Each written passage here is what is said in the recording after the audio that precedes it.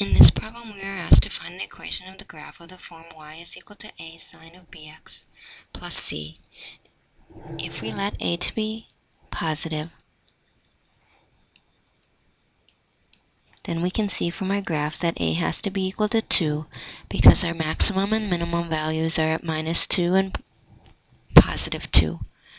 We are now ready to look at the period, knowing that our period of our function is given by 2 pi over b. Assuming that b is positive, we know that the sine function would start and stop at its x-intercepts. It would start increasing to its maximum value, and then it would start decreasing, passing through its other x-intercept. Therefore, it's going to take the interval and split it into 4 equal-sized pieces, each of equal length.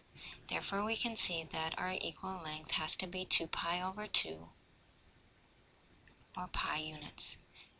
Therefore, our end of our interval has to be at 9 pi over 2 and pi over 2, giving us a period of 1, 2, 3, 4 pi.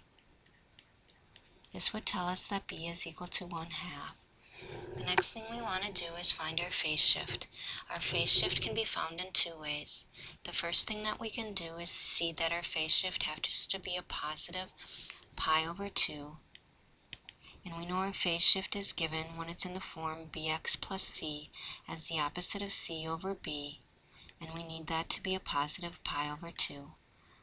This tells us that c is equal to the opposite of pi over 2 times b, which is 1/2, which gives us a negative pi over 4.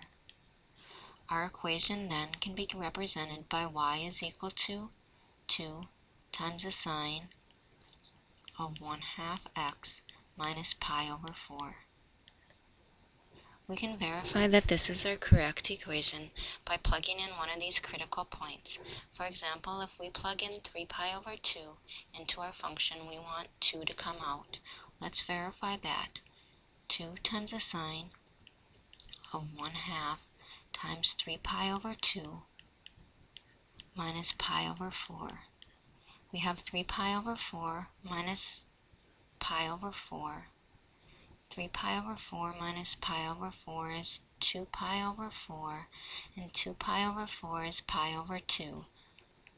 2 times the sine of pi over 2 is equal to 2 times 1, which is indeed 2. Another way we can look at the phase shift of moving this function to the right 1/2 is we can write the inside in its factored form. Therefore, we could write y is equal to 2 times the sine of the quantity 1/2 times x minus pi over 2. We will notice that when we distribute that 1/2 through, we will get identical equations.